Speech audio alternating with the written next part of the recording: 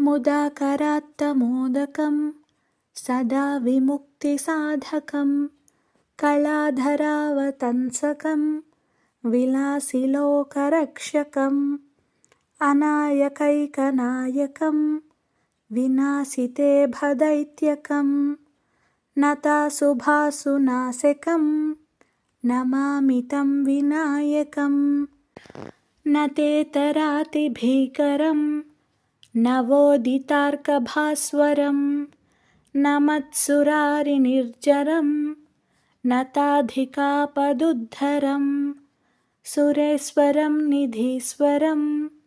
गजेश्वरं गणेश्वरं महेश्वरं तमाश्रये परात्परं निरन्तरं समस्तलोकशङ्करं निरस्तदैत्यकुञ्जरं दरेतरोदरं वरं वरे भवक्त्रमक्षरं कृपाकरं क्षमाकरं मुदाकरं यशस्करं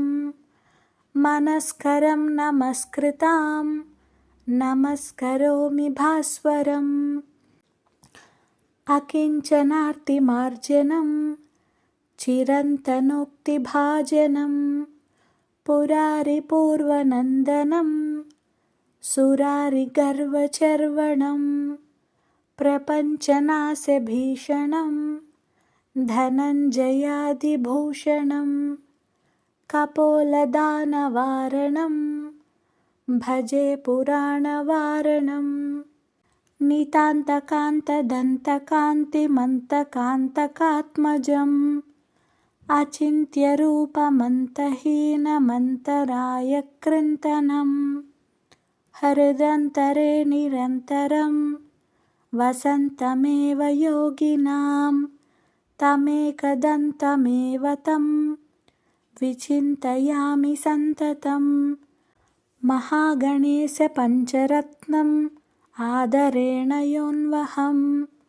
प्रजल्पतिप्रभातके